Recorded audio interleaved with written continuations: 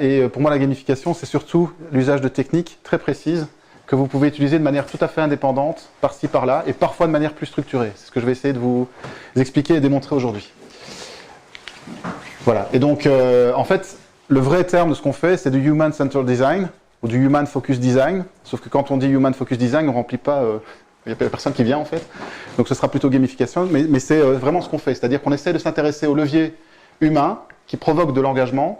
Et les jeux vidéo principalement, ont trouvé pas mal de choses que les softwares traditionnels n'ont pas encore compris et commencent à comprendre progressivement.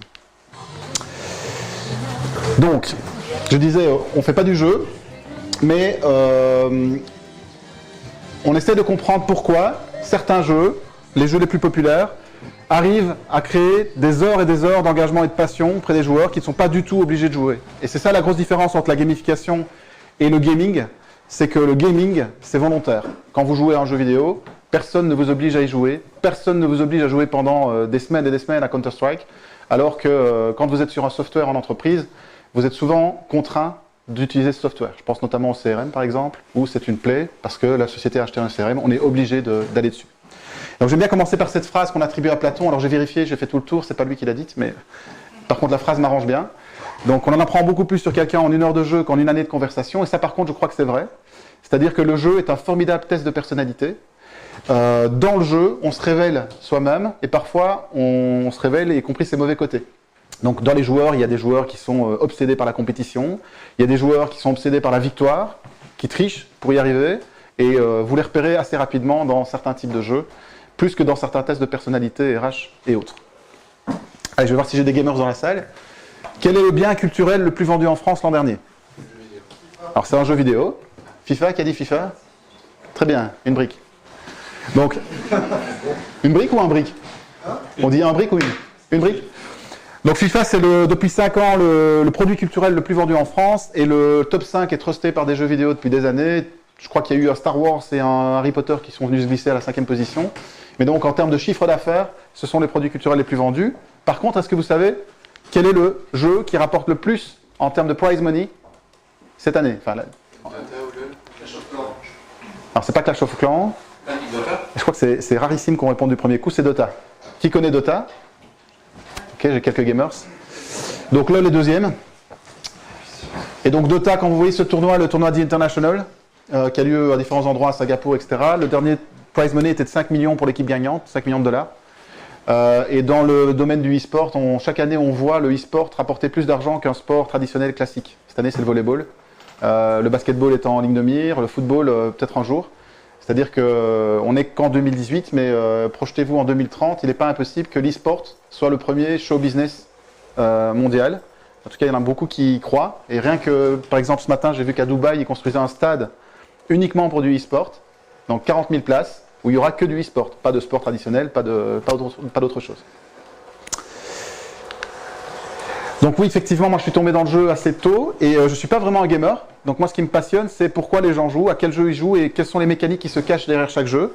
Donc j'ai reçu un ordinateur très tôt, j'ai organisé des soirées messagerie en boîte de nuit avant qu'il y ait des smartphones, donc je vous parle d'une autre époque, mais vous aviez à l'époque un badge sur votre poitrine avec un numéro, des hôtesses et des stewards qui transmettaient vos messages, donc c'était des soirées pour des grands timides, et on avait mis des leaderboards au-dessus de la piste de danse avec les classements des personnes qui recevaient le plus de messages sur leur popularité. Voilà, ça marchait très très bien, j'ai failli pas faire d'études parce que les soirées cartonnaient. Et puis j'ai toujours utilisé le jeu dans mes expériences de management, jusqu'à tout quitter. Je travaillais pour un grand groupe américain, j'avais une fonction super, etc., mais j'ai tout claqué pour monter un startup studio centré sur la gamification. Qui s'appelle Hop, donc ça veut dire application mobile en viking ancien, et on fait des applications pour les entreprises qui utilisent des techniques de jeu. On a commencé par une première app, Pick Me Up, qu'on a lancée il y a 3 ans, qui est devenue un des leaders en Europe sur l'animation commerciale. Donc c'est une app qui s'inspire des applications pour les sportifs, comme Nike+, Runkeeper, Runtastic, et qui drive les équipes commerciales avec des objectifs, des classements, des défis, des surprises, etc. On l'a revendue, c'est pour ça qu'on a un startup studio, c'est notre business model, c'est qu'on l'a revendue à un éditeur de CRM, donc elle ne nous appartient plus. Et nous, on crée ce genre de produit, on va chercher l'attraction initiale, et ensuite on les fait partir chez un industriel qui a besoin de bousculer son outil principal, et notamment grâce à la gamification. C'est une application pour commerciaux, donc la compétition est très importante dans cette application, mais je ne suis pas du tout un obsédé de la compétition. On en a une autre qui s'appelle Happy Boarding, qui est destinée vraiment à la période d'onboarding des nouveaux collaborateurs et qui est zéro compétition, c'est 100% collaboration pour accueillir correctement à travers un jeu un nouveau collaborateur dans une entreprise à travers 5 étapes à franchir et des défis et des objectifs à accomplir avec les autres. Mes soirées messagerie m'ont marqué parce qu'on a créé un Tinder business, j'ai envie de dire comme tout le monde, sauf que nous, il est un peu particulier, il est en marque blanche et il s'adresse aux événements business. Donc avant un événement, on aurait pu l'utiliser aujourd'hui, vous pouvez swiper les participants. Donc plutôt que de recevoir une liste traditionnelle, vous swipez les participants avec un micro-CV de ce qu'ils sont professionnellement. Et évidemment, comme dans Tinder, s'il y a un double match, vous avez accès au module de chat, ce qui vous permet de préparer efficacement votre événement. Et là, on a gamifié le processus, c'est que vous commencez avec un petit lapin blanc. Et plus vous êtes populaire, plus vous progressez dans la hiérarchie animale, jusqu'à devenir le loup blanc. Le loup blanc, c'est les 10% de l'algorithme qui sont les plus populaires et les plus swipés. Donc on joue à fond sur l'ego et la popularité. Et la petite dernière qu'on a lancée, s'appelle Hunters. C'est un jeu de recrutement par cooptation. Donc chaque employé dans une grosse boîte, c'est plutôt pour les grandes sociétés, se transforme en chasseur de tête. Il y a une prime à la fin si vous trouvez un nouveau collaborateur pour cette société, mais là où c'est nouveau, c'est qu'on a tout découpé en points dans les étapes intermédiaires avant le recrutement. Donc la personne que vous avez proposée, son CV a été accepté, vous avez 10 points. Son assessment s'est bien passé, vous avez 30 points. Et tous ces points, vous pouvez les dépenser dans un shop où l'entreprise met des cadeaux à disposition des employés qui jouent le jeu. C'est en ça, en fait, que Brick, par exemple, est super complémentaire à ce qu'on fait. Et que le projet Brick m'intéresse particulièrement parce que je pense qu'il y aura, dans les années qui viennent, une monnaie RH standard qui servira justement à faire bouger tout ça et avoir une monnaie dépensable dans des shops, cadeaux, etc. Est-ce que vous connaissez ce jeu? C'est plus pointu. Ah non, ça ressemblait au truc où on va connaître des ressources. Hein. Ouais, c'est uniquement sur Xbox. Ça peut t'aider? Alors c'est un jeu, il est encore en bêta. Ça s'appelle Astroneer. J'aime bien de le prendre en exemple parce que la grosse discussion sur la gamification, c'est collaboration versus compétition. En fait, les deux sont importants. Et la tendance en management, c'est d'être hyper collaboratif. Hein, les managers d'aujourd'hui doivent être super collaboratifs, on est tous ensemble en équipe, etc. Sauf que moi qui arrive par l'angle du jeu, ce que je constate, c'est que l'univers du jeu vidéo, il est principalement compétitif. Et même pas le jeu vidéo, quand vous jouez à la belote, vous avez les gagnants et les perdants. Et donc comment fonctionne la collaboration dans les jeux à succès? Elle est souvent forcée et elle n'oublie jamais l'individu. Donc dans Astroneer, vous êtes lâché sur une planète, vous avez 30 minutes d'oxygène, par exemple dans un des scénarios, vous avez 4 collègues, camarades, astronautes avec vous, et vous avez 30 minutes pour construire une station spatiale. Si au bout de 5 minutes, vous n'avez pas trouvé qui fait quoi et comment vous coordonnez, bah vous perdez le jeu. Et donc la collaboration se construit toute seule, avec un rôle pour chacun. La plupart des sports fonctionnent comme ça aussi, avec un rôle pour chacun, et évidemment une équipe de foot doit avoir un esprit d'équipe pour que ça puisse bien fonctionner. Les individualités ne suffisent pas, mais on n'oublie pas les individualités. Dans les mécaniques de gamification, c'est un peu pareil. J'ai vu des jeux 100% collaboratifs qui étaient des flops complets. Parce qu'au bout de 2-3 parties, l'individu ne s'y retrouve pas, et c'est difficile d'avoir un jeu 100% collaboratif. Les exemples sont très rares. Alors c'est quoi la gamification? Si on doit essayer de la résumer, le mot-clé c'est engagement. Donc ce qu'on essaye de créer, et c'est pour ça que je pense que vous êtes là ce soir, c'est comment est-ce que vous pouvez scaler l'expérience d'un utilisateur. En gros, comment est-ce que vous pouvez créer de l'engagement suffisant pour que vos utilisateurs restent sur vos interfaces, sur vos logiciels, sur vos produits, et donc provoquer des actions qui accompagnent son parcours d'engagement. Ce n'est pas un jeu, ou c'est très rarement un jeu. C'est très rarement un scénario fini. Si vous prenez Waze, qui est une application gentiment gamifiée, Waze n'est pas un jeu. Waze a adopté des techniques de jeu à certains endroits, bien calculées, bien dosées. Et c'est comme ça que Waze, notamment, a pris 67 millions d'utilisateurs à Google. Enfin, ils se sont fait racheter par Google, donc c'est réglé. Mais, et pas uniquement grâce à la gamification, mais ça a fortement contribué. Mais ils n'ont pas fait un jeu. Ce qu'il faut comprendre, c'est où se trouvent vos utilisateurs sur une courbe de motivation qui va de la motivation complètement extrinsèque à une motivation complètement intrinsèque. Une motivation complètement extrinsèque, c'est quand vous faites quelque chose et que l'activité que vous êtes en train de faire, c'est pas ça qui vous motive en soi. Donc si vous attendez pendant 2 heures au Burger King, c'est pas parce que vous adorez attendre, c'est parce que vous voulez votre Whopper. Ok? Donc quand vous êtes dans une activité à motivation complètement extrinsèque, vous cherchez à avoir une récompense externe, ou vous cherchez à éviter une punition ou une pénalité, mais l'activité en elle-même ne vous passionne pas plus que ça. En entreprise, en management et en gamification management, c'est bien le problème. C'est que la plupart du temps, on se retrouve avec des équipes qui sont en motivation parfois totalement extrinsèque, parfois partiellement, mais trop extrinsèque. J'ai des clients qui me demandent de régler des crises en me disant l'ambiance est pourrie dans mon équipe, tout le monde déteste la boîte, tout le monde veut se casser, est-ce qu'on pourrait pas gamifier le truc? Voilà, c'est gentil, mais je passe. Donc c'est très compliqué à ce moment-là. Exemple. Since Burger King came back to France in 2014, every opening looked like a never-ending Beatles concert. To get your burger, you have to wait and wait and wait. People have been patient, but after a few months, they began to be angry and complain about the queue. So we created Whopper Fast Pass, a mobile game to entertain you while you wait, and to skip the line if you win. Whopper Fast Pass is the first mobile game you can win only if you're geo-localized while queuing.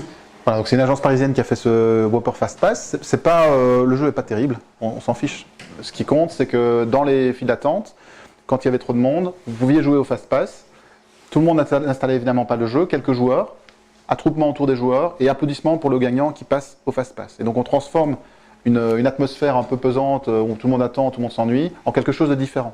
C'est une façon de gamifier un processus, mais c'est ce qu'on appelle le nudge effect. Est-ce que vous avez déjà entendu parler du nudge effect? Il y a des UX designers parmi vous? Pas de UX machin? Personne? Donc le nudge effect, c'est difficile à traduire, mais c'est le coup de pouce, le coup de coude que vous pouvez donner pour provoquer un comportement sans dire à la personne ce que vous attendez d'elle. Exemple. On a tous vu ce vieil exemple, donc c'est Volkswagen qui avait fait ça à Stockholm. Transformer l'escalier en piano, effet de surprise, nudge effect, et 66% de personnes en plus qui prennent l'escalier. Si vous mettez un panneau devant l'escalier normal en disant pour votre santé, pensez à prendre l'escalier plutôt que l'escalator, ça ne marche pas. D'accord? Donc c'est clairement ce qu'on fait avec le nudge effect. Mais donc vous comprendrez aussi que c'est, voilà une version plus moderne, c'est un peu éphémère. On provoque un comportement, mais vous voyez bien qu'à terme, ça ne va pas durer. C'est un coup de coude, un coup de pouce, un coup de kick que vous pouvez donner à un comportement. J'ai un exemple qui est beaucoup moins élégant, désolé. Ça, c'est du nudge effect aussi. Donc la petite mouche que les mecs connaissent bien, c'est très efficace et ça permet d'éviter. Quand la motivation devient intrinsèque, c'est beaucoup plus facile. Parce que la gamification est presque naturelle. Pourquoi? Parce que quand vous faites une activité de manière intrinsèque, que cette activité vous plaît, normalement, vous allez chercher à vous améliorer dans cette activité. Vous allez chercher à vous accomplir dans cette activité. Par exemple, si vous faites du sport, vous allez peut-être utiliser une application comme Runkeeper, Runtastic, Endomondo, Garmin, enfin toutes celles... je ne sais pas qui parmi vous utilise une application de ce type-là, si vous pouvez... Ok, donc voilà, vous comprenez ce que je veux dire. En fait, ça vient de vous-même. À un moment, vous n'avez pas envie de sortir courir, vous n'avez pas envie de partir courir sans voir si vous améliorez votre performance ou pas. Et en gamification, on va parler de performance play. Est-ce que vous connaissez ce truc? Ah oui, c'est les zombies. Ouais. C'est une sorte de podcast où on nous dit que les zombies nous croiraient. Voilà, ça s'appelle Zombie Run. Si vous n'avez pas entendu parler, c'est assez fun.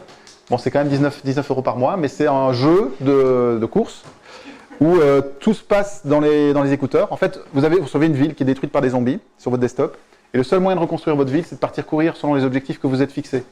Et vous avez une voix off qui vous guide pendant vos parcours, et qui vous crie, en fait, quand les zombies se rapprochent de vous parce que vous êtes trop lent, elle vous crie dessus, les zombies vont vous rattraper, etc. Et elle vous fait même changer de chemin, si vous prenez une direction où il y a trop de zombies, elle vous fait prendre un parcours alternatif, ce qui est très fun.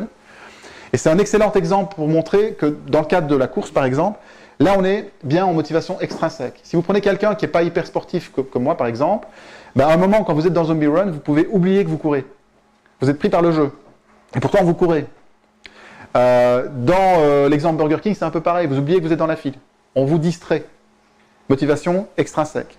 Si vous êtes un vrai sportif et que vous voulez vraiment améliorer votre temps, Zombie Run, ça va vous faire rigoler une fois ou deux, mais c'est tout. Après, vous allez repasser sur une application de performance play, comme le sont les Runkeeper et autres. C'est ça que je voulais illustrer dans l'explication de la différence entre la motivation intrinsèque et extrinsèque et comment ça peut créer de gros malentendus en gamification. Beaucoup de malentendus sont liés à ça, parce qu'on n'a pas mis le doigt sur le bon niveau de motivation. Quand vous êtes en motivation intrinsèque, ce que vous recherchez, c'est le but, c'est d'améliorer votre performance dans l'activité, d'avoir de l'autonomie dans cette activité, de la maîtrise de cette activité. Et parfois, même donner du sens à cette activité. Vous êtes à fond dedans, vous vous l'appropriez. Quand vous êtes en motivation extrinsèque, ce que vous cherchez, c'est une compensation, un salaire par exemple, vous aimez votre job, mais en fait, si on vous proposait d'avoir le même salaire et d'arrêter de rester chez vous, vous resteriez peut-être. À ce moment-là, ça veut dire que votre motivation est quand même assez extrinsèque. Ou vous cherchez à éviter une punition. Des enfants qui se brossent les dents parce que papa et maman ont décidé et qui se font engueuler s'ils ne le font pas. D'accord ? Et ça permet d'avoir une courbe d'utilisation de la gamification qui me semble très utile parce qu'en fait, les degrés de motivation des êtres humains dans les activités sont étudiés depuis des années et des années par les psychologues et les sociologues.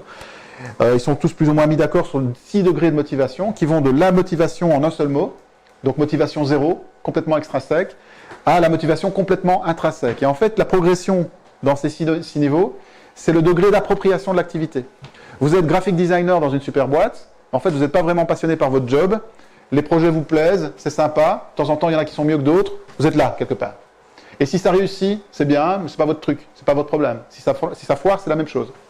Par contre, vous êtes graphic designer et vous adorez votre job, et vous avez un super projet qui arrive dans votre agence ou dans votre boîte, pour une super marque, et vous vous éclatez dans ce projet avec l'équipe, vous faites pour la boîte, mais vous le faites de plus en plus pour vous, pour devenir un meilleur designer. Parce que le projet est mieux que votre projet précédent. Et là, vous vous trouvez ici. Et selon que vous êtes du côté extrinsèque ou intrinsèque de la motivation, vous faites du fun play, donc vous utilisez la gamification et les artifices de gamification pour vous distraire dans une activité qui en tant que telle ne vous excite pas, ou pas plus que ça. Et si vous êtes de l'autre côté, vous faites du performance play. Vous allez chercher à jouer, certes, mais jouer pour augmenter votre performance. D'accord ? Jusqu'à un point où ça peut aller jusqu'à ne plus être efficace. C'est-à-dire que vous êtes tellement à fond dans votre... vous voulez courir 10 marathons cette année, vous courez tous les jours, vous êtes à fond, vous avez mis un Runkeeper et vous apercevez que Runkeeper est beaucoup moins précis que Garmin qui va jusqu'au dernier souffle, pulsion cardiaque, etc. Et en fait, tous les artifices de gamification que vous aviez dans Runkeeper avec des challenges, des buddies, des histoires, des défis, vous en foutez complètement. Parce que vous avez votre super programme d'entraînement, vous êtes hyper sportif. Et vous tombez là. Vous tombez dans du serious play et vous êtes moins réceptif à ces artifices de gamification. Sauf que si vous êtes très bon dans ce que vous faites, le monde autour de vous va devenir épique. Alors je m'explique. J'ai un ami qui a un restaurant à Bruxelles, La Paix, je ne sais pas si Quentin, tu connais, et non, à Anderlecht. Super restaurant, je recommande. C'est un restaurant étoilé et il ne l'était pas il y a quelques années. Et en fait, autour de lui, il commence à être connu. Il a 17 sur 20 au Go Mio, il avait 15 l'année dernière, donc il monte. Il est ambassadeur Nespresso, ambassadeur BMW. Et donc, en fait, autour de lui, le monde est en train de devenir gamifié puisqu'il a des scores, des concours, des challenges qui sont vraiment pointifiés. Et donc, il ne l'a pas demandé explicitement, sauf que son 17 sur 20 au Go Mio, si l'année prochaine il redescend à 16 ou à 15, il ne sera pas content. Ça le drive. Et ce sont des éléments de gamification qui viennent en dehors de lui. C'est ce que j'appelle la réalité épique. Réalité épique, dans l'exemple de mon ami, c'est flagrant, mais même si vous êtes à plus petite échelle dans un club de volleyball en 3e division départementale et que vous avez un article dans la presse qui parle de vous comme le meilleur joueur du match, pareil, on est dans une logique où vous êtes un super-héros, vous êtes identifié, etc. et votre réalité redevient épique grâce à la performance que vous êtes allé chercher. Psychologie, tout ça. Et dans la psychologie de l'utilisateur, les biais cognitifs sont vraiment essentiels, et de plus en plus. Il faut que vous lisiez absolument tout ce qu'il y a comme littérature là-dessus. Il y en a à peu près 250 des biais cognitifs. Donc je vais vous en parcourir quelques-uns juste pour alimenter le débat, mais c'est vraiment une façon de provoquer des comportements en manipulant les réflexes psychologiques des utilisateurs, et dans toutes vos interfaces, ça peut s'y retrouver. Exemple, un des plus connus, c'est le social proof. Donc c'est celui du conformisme, de la conformité, donc restaurant, ou encore voilà, le truc hyper simple où vous avez dans les grilles de prix le produit le plus choisi, la formule la plus choisie, la plus populaire parmi les clients. C'est du UX et c'est aussi un biais cognitif. Deuxième exemple, l'effet Dunning-Kruger, c'est un effet où, c'est marrant, mais quand vous êtes nul dans une activité, vous avez tendance à vous surestimer. Donc c'est très très courant. Donc quand vous êtes à un niveau très basique d'un nouveau sport, d'un nouveau jeu, d'une nouvelle activité que vous faites, à ce niveau très basique, vous avez l'impression d'être plus fort que ce que vous n'êtes vraiment. Et à l'inverse, globalement, sur une échelle de population, quand vous êtes très bon dans un domaine, vous avez tendance à vous sous-estimer. Donc ça dépend des contextes évidemment, ça dépend des personnes, mais globalement, c'est un biais qui peut être très très utile. Et notamment en gamification, c'est la notion du niveau facile. Donc vous rentrez dans un jeu, les jeux freemium sont champions pour ça, vous êtes très rapidement au niveau 2. Il faut que vous soyez très rapidement au niveau 2, même si vous êtes nul. Sinon, on vous perd. Et donc, et vous aurez, à ce moment-là, vous allez encore en rajouter vous-même psychologiquement en vous disant je suis vraiment super bon à ce jeu, quoi. Je viens de démarrer, je suis au niveau 2, je suis très bon. Le biais de la mémoire disponible, c'est quand vous avez un événement récent qui apparaît, en fait votre mémoire, un peu comme un poisson rouge, se rappelle des derniers éléments beaucoup plus que des éléments précédents, et donc dans un jeu, si on s'aperçoit que vous allez quitter le jeu, on peut faire apparaître des choses qui n'étaient pas présentes avant, mais que vous allez considérer comme fréquentes. Quand vous avez un processus de churn avec un client, où vous avez des indicateurs que le client va vous quitter, vous pouvez lui lâcher des choses qui sont en fait des cadeaux, en fait, qui devraient être suspects. Un client qui n'est pas content d'un service et qui reçoit des cadeaux alors qu'il est prêt de vous quitter, en fait ça marche quand même. C'est-à-dire qu'il va interpréter que finalement votre service a changé. Pas du tout, vous êtes juste en train d'essayer de le sauver. Exemple, j'ai un t-shirt Fnatic, je ne sais pas si vous connaissez, c'est une grosse équipe de e-sport. Je suis allé acheter ce t-shirt sur le site et je finis mon achat, super expérience UX, hein. Je finis mon achat, je paye avec ma carte bleue, j'ai ma confirmation de paiement, etc. Et à ce moment-là, alors que j'avais surfé tout le catalogue des t-shirts pour choisir celui que je voulais, à ce moment-là, j'ai un milestone unlock, c'est-à-dire qu'ils ont débloqué une partie du catalogue que je n'avais pas vu. Donc j'ai payé, j'ai fini mon achat, et on me propose un nouveau t-shirt exclusif que j'ai débloqué.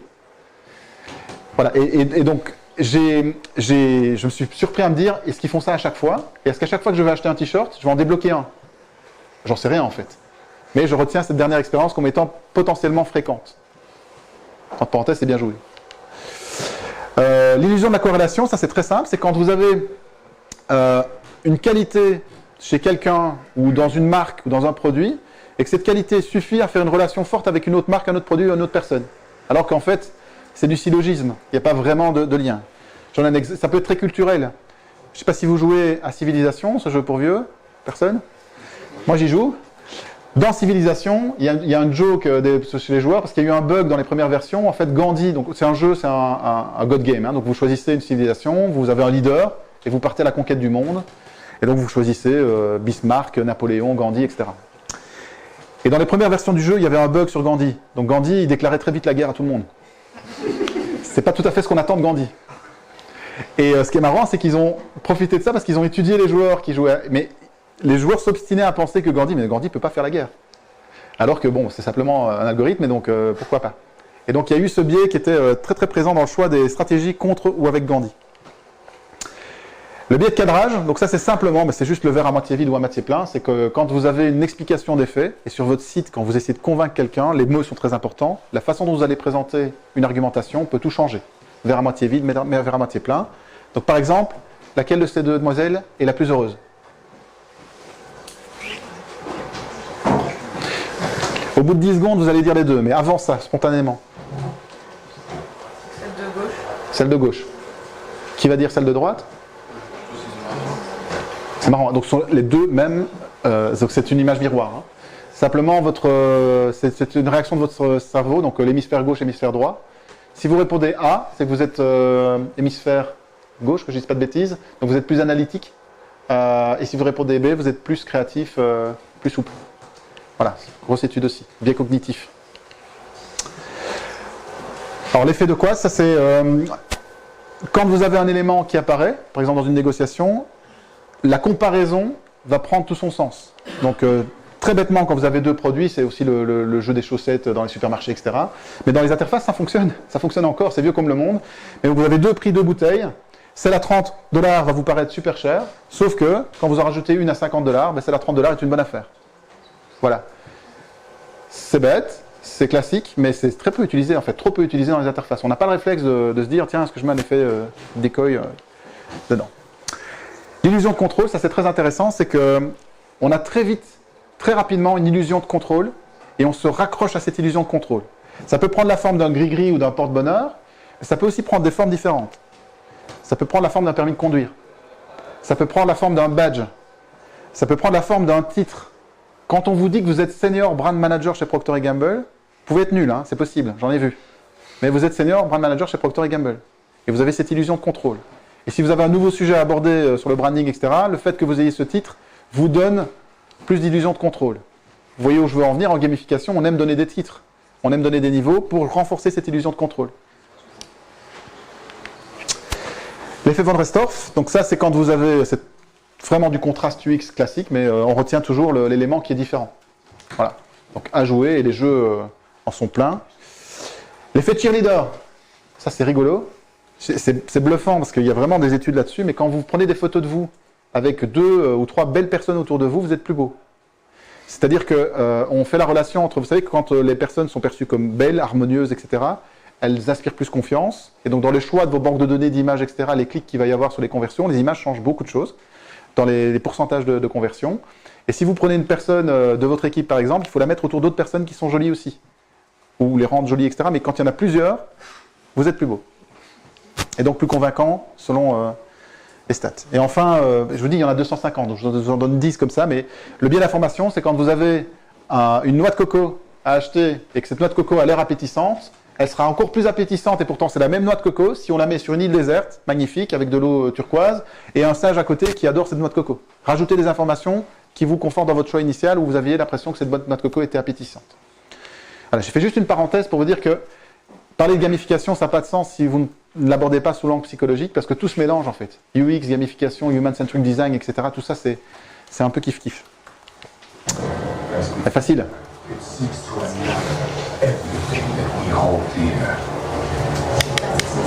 Non, c'est pas Assassin's Creed.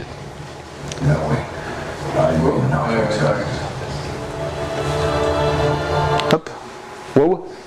Est-ce qu'il y a des joueurs de WoW dans... Non? Personne? Alors, vous connaissez tous Warcraft quand même. Donc Warcraft, c'est un jeu qui est très intéressant parce que c'est le jeu qui est le plus analysé en gamification, parce que par rapport aux typologies de joueurs qu'on va voir juste après, c'est le jeu qui arrive à épanouir le plus de types de joueurs différents. Pour de bonnes raisons, parce qu'il est très complet. Il a une autre particularité, ce jeu, c'est que c'est le jeu qui génère le plus de no-life. Est-ce que vous connaissez des no-life? Est-ce qu'il y en a parmi vous, ou des anciens no-life Non? Donc un no-life, oui? Tu peux dire à quoi tu jouais? À Warcraft. Ah bah tiens. Et donc tu es tombé dans le no-life à cause de quoi? Pourquoi? À cause de rien du tout, c'était un super jeu, c'est vraiment un super jeu. Oui, mais il y a bien un levier qui t'a plus accroché qu'un autre. T'étais chef de guilde? Non, j'étais un petit no-life dans plein de petits clans, ouais. No-life. Ok. Et t'aimais être en groupe et participer, enfin tu chattais beaucoup ou pas spécialement? Je chattais pas beaucoup, j'aimais juste faire des parties et essayer de gagner. D'accord, ok. Donc dans les phénomènes d'addiction au jeu, un des phénomènes les plus puissants, c'est l'influence sociale. Et dans Warcraft, elle est très forte. Donc toi, apparemment, c'était pas 100% ça. Mais par exemple, moi, j'ai interviewé un chef de guilde qui était chef d'une guilde de 500 joueurs. Et en fait, son addiction, c'est qu'il avait vraiment le management de 500 personnes. C'était son kiff total. Et en plus d'être son kiff, c'était sa pression, puisque quand il n'était plus là, il abandonnait son équipe.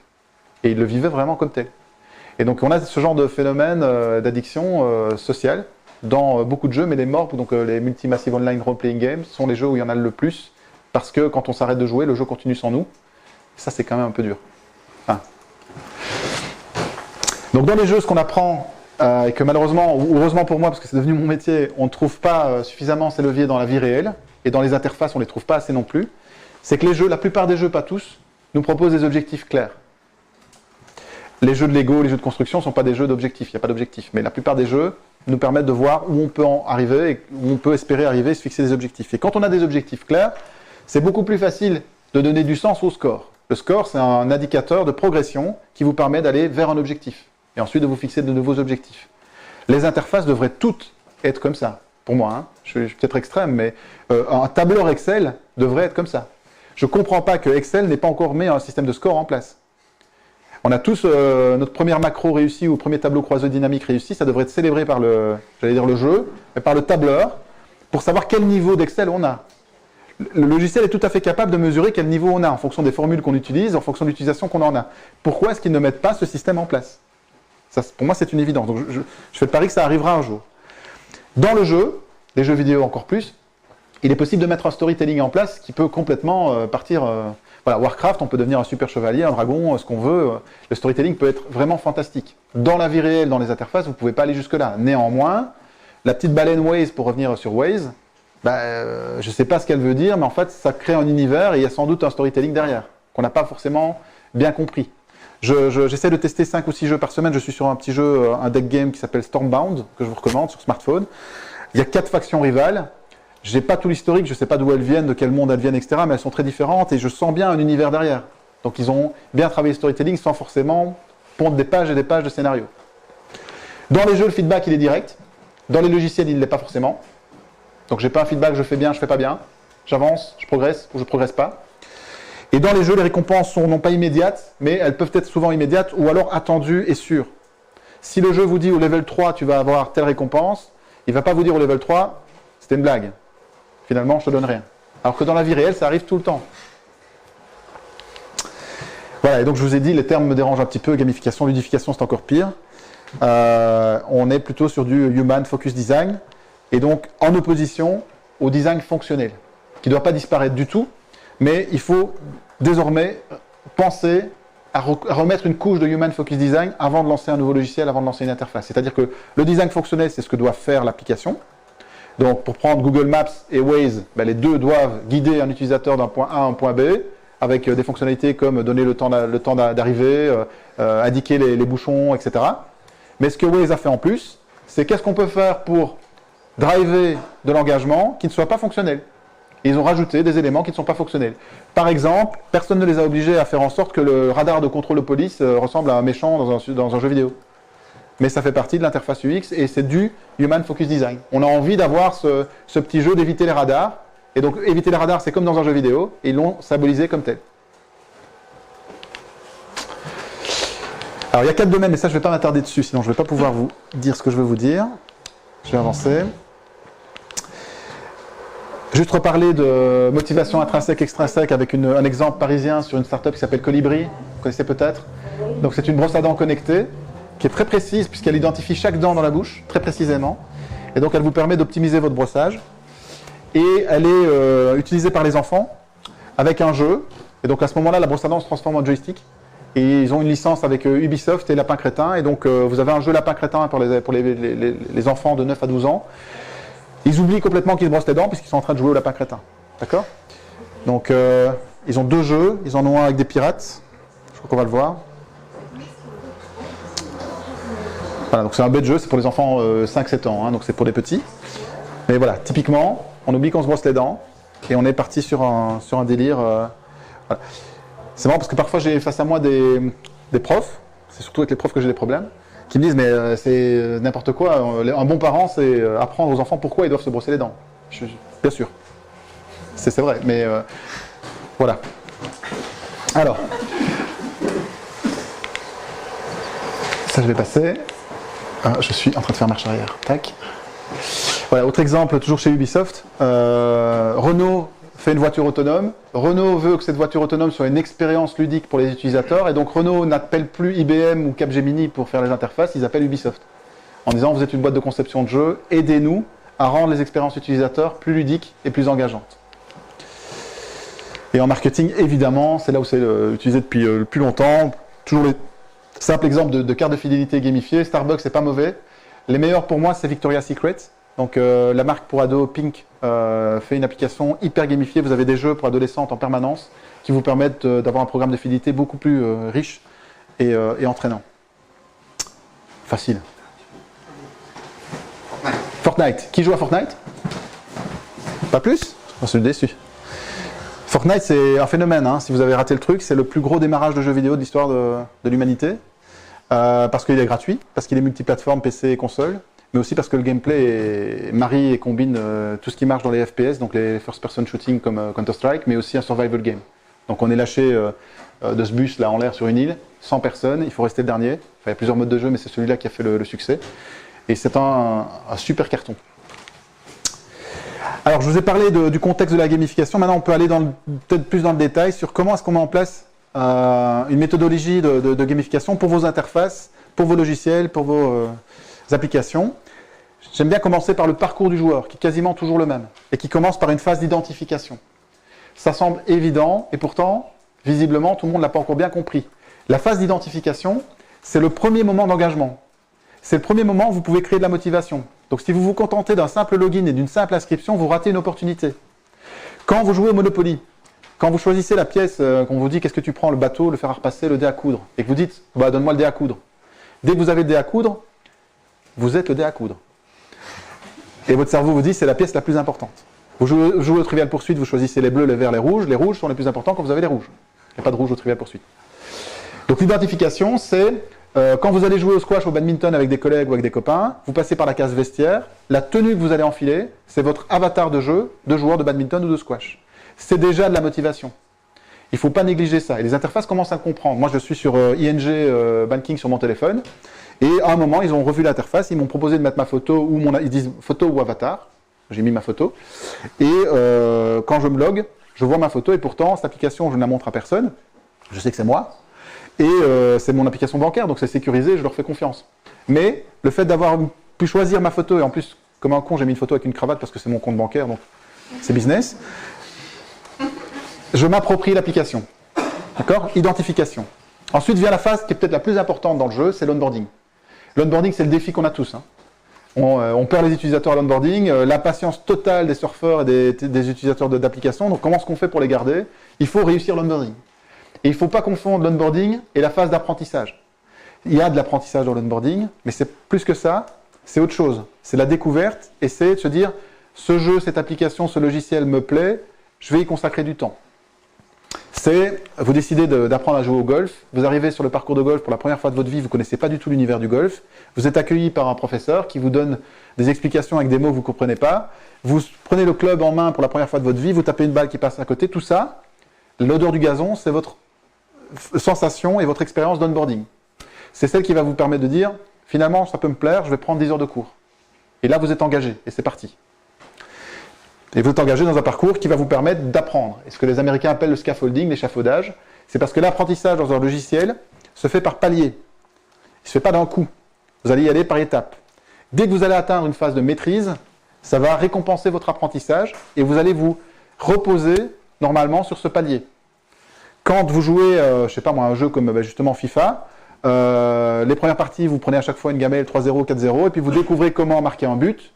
Vous avez une technique pour marquer un but contre l'intelligence artificielle, vous allez la reproduire, normalement. Parce que vous allez là prendre le temps de profiter d'avoir trouvé un truc qui fonctionne. C'est ça la maîtrise. C'est pas dans mon exemple du golf, être devenu un magnifique joueur de golf. C'est d'avoir, après 10 heures de cours, 5 balles sur 10 qui décollent, et ce niveau-là de maîtrise vous suffit pour prendre du plaisir. Et ensuite, le jeu s'arrête, soit parce que vous l'avez intégré, vous y jouez tout le temps, vous avez toujours l'occasion de jouer, ou alors il s'arrête pour de bonnes raisons, c'est-à-dire que le scénario du jeu est terminé, ou alors il est devenu trop difficile ou trop répétitif et facile.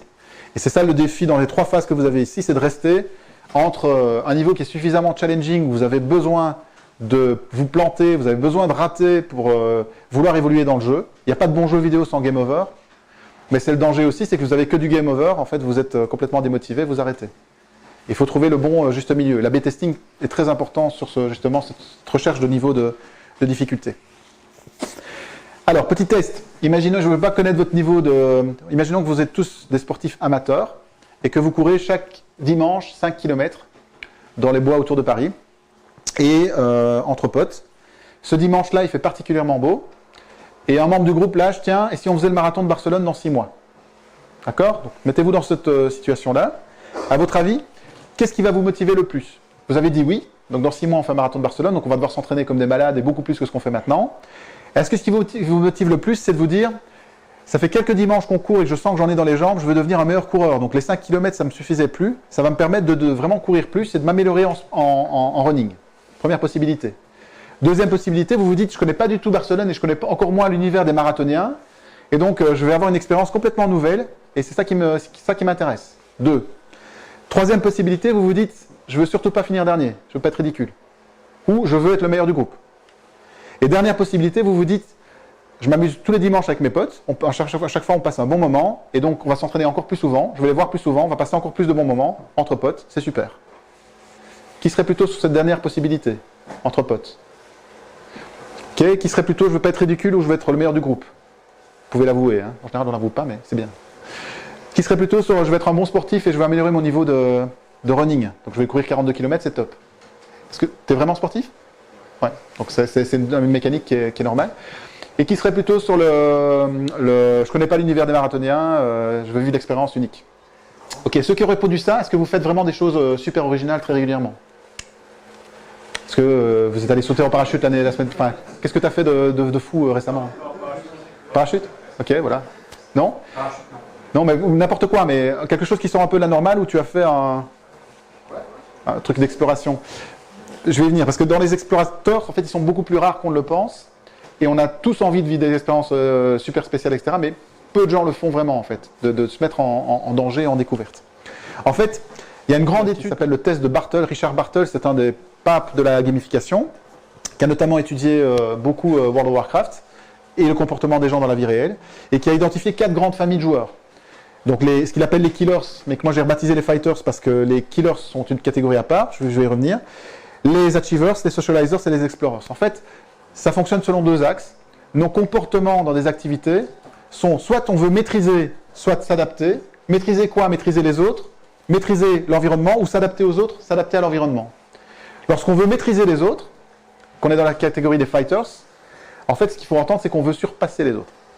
Et donc les fighters sont dans un esprit de compétition, et ils recherchent cette compétition. Cette fameuse compétition qu'on nous dit qu'il faut absolument proscrire, elle est quand même présente chez beaucoup de monde. Et donc ils sont très sensibles au classement. Soit ce sont de vrais gentlemen ou gentlewomen et ils ont besoin de victoire à la loyale, donc dans le respect des règles, avec un classement qui valide cette victoire. Soit ils sont en logique griefer pour les Américains, donc assassin, ou c'est la victoire à tout prix, peu importe le modèle. Donc évidemment, quand vous avez un assassin dans votre équipe, c'est compliqué. Mais ils sont là, et on les repère hyper facilement. Néanmoins, le profil de compétiteur est un profil très facile à gérer. Et dans des interfaces logicielles, ce que vous devez comprendre aussi, c'est que si vous mettez en place un système de compétition dans vos outils, dans vos apps, vous n'allez pas exclure les autres joueurs. Si vous avez une façon de vivre votre app qui est une façon de compétition avec des classements entre utilisateurs par exemple, les autres n'iront pas dans cette partie compétition, mais ce n'est pas trop grave. Par contre, si vous n'avez pas ça pour les fighters, il va leur manquer quelque chose, s'ils sont à fond dedans. La deuxième grande famille sont les achievers. Je l'ai présenté comme une typologie, mais en fait, c'est un levier en soi qu'on a tous. Donc quand on fait une activité et que cette activité nous plaît, un jeu, un sport, un job, un développement, on a envie de s'améliorer. Et si on a envie de s'améliorer, on a envie de savoir quels sont les indicateurs de progression. Et souvent, ils vont se matérialiser avec des niveaux. Moi, je suis vraiment un grand adepte des niveaux, parce qu'en gamification, on n'a rien inventé de mieux pour essayer de construire une stratégie d'engagement et de motivation à long terme. Les achievers, qu'ils soient collectionneurs ou experts, donc collectionneur, c'est quelqu'un qui va aimer commencer des activités. À chaque fois qu'il commence une nouvelle activité par curiosité, il veut être bon dans cette activité, il va chercher comment s'améliorer. Et puis les experts, c'est quand vous avez trouvé une passion, une activité dans laquelle vous êtes vraiment à fond, ben vous voulez être au maximum de vos possibilités dans cette activité. Mais les deux sont très sensibles au niveau, et pas du tout insensibles au classement, mais pas du tout des classements pour surpasser les autres. C'est pas ça le levier. C'est des classements comme indicateur de niveau. Je m'explique, si vous êtes un nouveau joueur de volleyball en 3e départemental, pour reprendre mon exemple de tout à l'heure, vous allez vouloir monter en 2e division, parce que vous savez que le niveau est supérieur en 2e division. Pas parce que vous voulez écraser ceux qui sont contre vous en 3e division. C'est très important pour vous. Le 3e profil des explorateurs sont très rares. Dans ce test sur 32 000 personnes, ils sont moins de 5% de la population. Donc soit les personnes qui souhaitent explorer en permanence, donc jamais rester dans leur zone de confort et toujours vivre de nouvelles expériences, changer de job, changer de pays, changer de navigateur, donc à la Christophe Colomb, ou ils sont plus dans une logique de détective, c'est-à-dire qu'ils essaient toujours de remettre en cause les choses. Par exemple, les hackers sont plus explorateurs que les autres. Ils craquent, ils pensent out of the box, ils challenge, ils aiment changer de façon de fonctionner.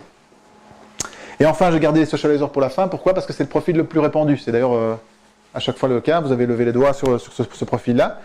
Les socializers, lorsqu'ils font une activité qui concerne plusieurs personnes et où ils sont avec plusieurs autres êtres humains, sont moins concernés par le score de performance que par les interactions avec les autres êtres humains. Ils vont mettre ça au-dessus. Donc, soit parce qu'ils sont dans une logique de coach, et on a fait des focus group, et quand on interroge les socializers, ils vont tous vous dire qu'ils sont dans une logique de coach. C'est-à-dire, leur score... Moi, ce n'est pas tellement les typologies qui m'intéressent dans ce que je vous montre ici, les 8 schémas que je vous ai montrés sont 8 façons différentes de scorer. Moi, je cherche le score. Et donc, le score d'un coach, c'est quelqu'un qui, par exemple, dans une entreprise, va accueillir un nouveau collaborateur, va voir que ce collaborateur évolue plus vite qu'il n'aurait dû parce que mon aide a été utile. Et donc, il entend un feedback d'un collègue qui dit « Tiens, Roger, qui a commencé il y a 3 semaines, il est super bien intégré, beaucoup plus vite que la moyenne. » Et vous savez que c'est grâce à vous. Si vous êtes coach, vous avez scoré sur la performance de quelqu'un d'autre. Dans les socializers, ils sont très minoritaires. Il y a 10 à 15% de vrais coachs. Pourquoi? Parce que les socializers ils s'intéressent aux autres, mais ils s'intéressent surtout au regard des autres. Et en fait, ils sont beaucoup plus rockstar. Et donc, effectivement, on s'intéresse aux autres, mais ce qu'on a besoin, c'est de l'affection des autres. On a besoin du retour de popularité que vont nous donner les autres. On va scorer sa popularité auprès des autres, et là, on est dans une logique plutôt rockstar qui est dominante chez les socializers. Et ils ne le disent pas en frontal, mais on le voit dans les interfaces. Tiens, je sors du jeu vidéo. Quel est ce jeu? Perudo. Perudo, je crois que c'est le jeu de plateau le plus vendu l'année dernière. C'est un chouette bête jeu. C'est intéressant parce que l'onboarding est difficile. Si vous avez joué à Perudo, normalement le premier tour de table, quand vous expliquez les règles aux autres, c'est pénible, quoi. Parce qu'ils ne comprennent pas, ils vont vous lâcher. Et le deuxième tour de table, il n'y a plus personne qui veut partir parce que c'est super prenant. Perudo. Et 8 façons de scorer. Et ensuite, je vais vous parler des leviers du jeu. Si vous devez acheter un bouquin sur la gamification, c'est celui-là, Actionable Gamification. Il n'est pas traduit, c'est en anglais, qui est écrit par Yuka Shu, qui dresse de manière vraiment très très bien faite les explications sur les 8 leviers du jeu, que je vais voir en vitesse avec vous. Ces 8 leviers vous permettent d'adopter des techniques et des mécaniques qui, même isolément, prises une par une, peuvent vous être utiles dans vos interfaces. J'espère que vous en retiendrez une ou deux, vous vous direz, mais tiens, oui, mais ça, évidemment, je peux la mettre en place dans mon projet. Alors, quels sont-ils ces 8 leviers? Le premier, c'est le sens épique. Les jeux s'enrobent, les jeux vidéo notamment, s'enrobent d'un habillage épique et vous transforment en héros, en super machin. Par exemple, Assassin's Creed. Donc, si vous regardez les animatiques et les vidéos qui sont sur Assassin's Creed Origins, c'est juste la folie, quoi. Ils sont allés encore plus loin dans l'argent dépensé pour créer un environnement autour du jeu qui n'est pas dans le gameplay, qui est autour, pour vous motiver et donner un sens épique à votre mission, à votre quête, etc. Quand vous êtes Mario et que vous avez la scène initiale où Bowser kidnappe la princesse pour l'amener dans un château, c'est donner du sens épique à votre quête. Alors évidemment, dans le jeu, c'est complètement bidon, c'est complètement fictionnel. Mais si, pour prendre mon visuel précédent, si vous faites les 20 km de Bruxelles et qu'on vous explique en enrobant les choses que la moitié de votre inscription va partir à la Croix-Rouge, des frais d'inscription, vous donnez une petite dimension épique à votre combat. Prendre un autre exemple dont je parle souvent pour l'instant, c'est Volvo.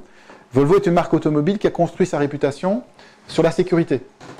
Et ils sont crédibles sur le sujet, en externe comme en interne. Donc les clients vont vous dire, ben, j'ai pris une Volvo parce que les Volvo sont des voitures sûres. Et en interne, les employés de Volvo qui rentrent chez eux le soir peuvent dire à leur famille, moi je travaille pour une boîte qui a mis la sécurité des passagers au centre de leur stratégie. Sens épique, crédibilité. Quand vous avez un sens épique qui est validé par votre audience, vous pouvez le découper en objectifs. Et vos objectifs vont être beaucoup plus puissants. Chez Volvo, il y a 2 ans, ils ont décrété qu'en 2020, il n'y aurait plus un seul mort au volant d'une Volvo. Ils ont lâché ça à la presse, en interne, etc. Je ne sais pas s'ils vont parvenir, mais ils ont complété le sens épique de la sécurité avec un objectif, un supra-objectif qui est très clair, qui peut se scorer et qui peut se découper en niveaux et en points. Et c'est ce qu'ils ont fait. Chaque année, ils ont un objectif qui doit les rapprocher de ce 0 mort au volant d'une Volvo.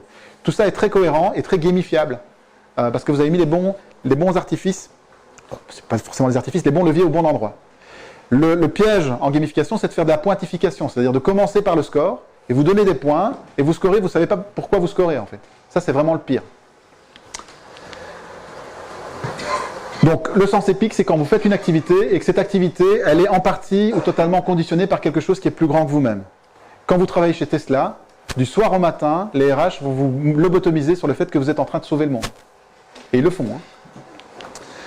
Autre exemple, vous êtes une sommité de la physique nucléaire, vous allez sur Internet faire des recherches, vous tombez sur un article Wikipédia, et dans cet article sur la physique nucléaire, il y a une erreur. Et c'est votre passion, votre domaine, etc. Vous vous sentez obligé de corriger cette erreur. Et vous allez le faire de manière anonyme et bénévole, parce que c'est au-dessus de vous.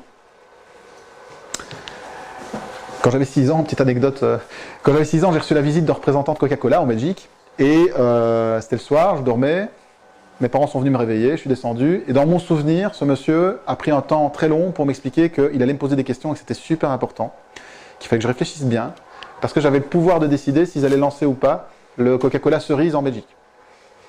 6 ans, je ne me suis jamais senti aussi important ce soir-là.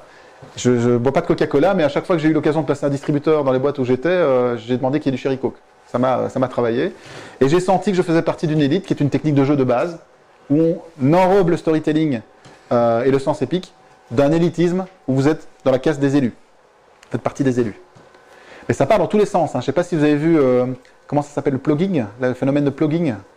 Donc c'est ces jeux où vous partez courir, mais en fait vous ramassez les ordures sur votre trajet.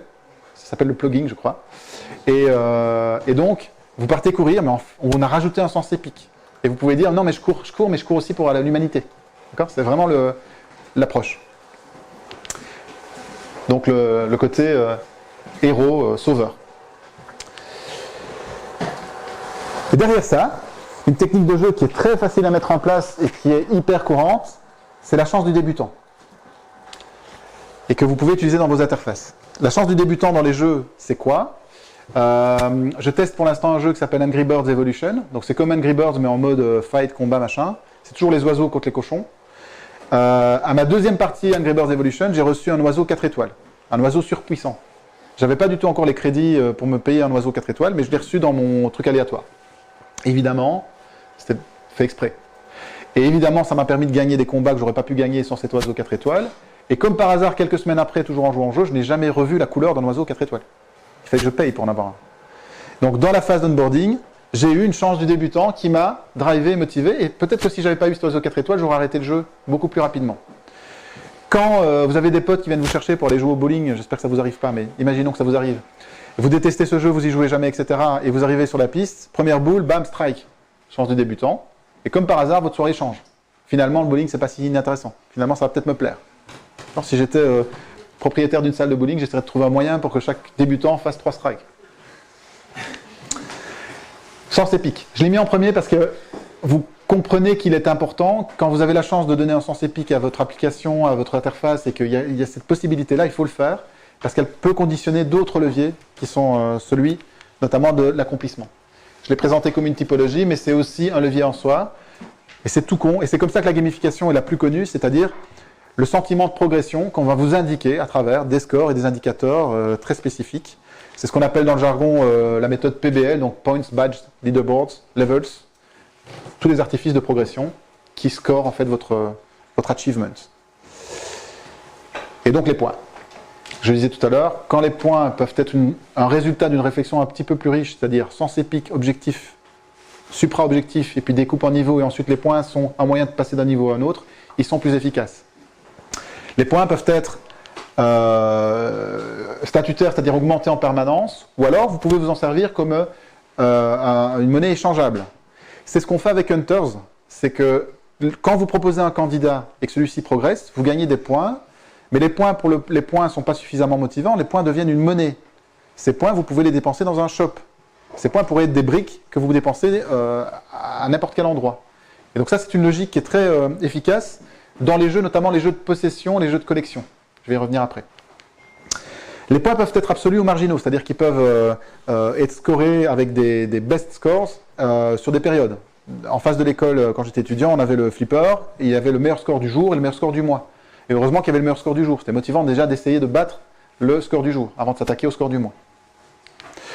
Les points peuvent être déductibles ou non déductibles. Vous pouvez perdre des points. Ça dépend un peu de la logique de votre gameplay, mais parfois c'est intéressant de pouvoir perdre des points. Je vous donne un exemple. Je donne un cours du X-Design à Aix-en-Provence à des étudiants designers qui ne sont pas du tout dans la compétition. Et pourtant, je les ai mis sur mon application pour commerciaux, très très classement en compétition, mais je les fais par groupe. Donc, ils doivent me rendre leurs travaux de groupe et je les évalue dans Pick Me Up avec leurs résultats. Comme ils ne sont pas très individualistes et très compétition, ils travaillent pour le groupe. Et s'ils arrivent en retard le matin, c'est 5 points de pénalité pour le groupe. Donc celui qui arrive en retard le matin, je donne 5 points de pénalité à tout le groupe. Et ça fonctionne très bien. Pourquoi ? Parce que comme par hasard, je suis sur des profils plutôt socializers.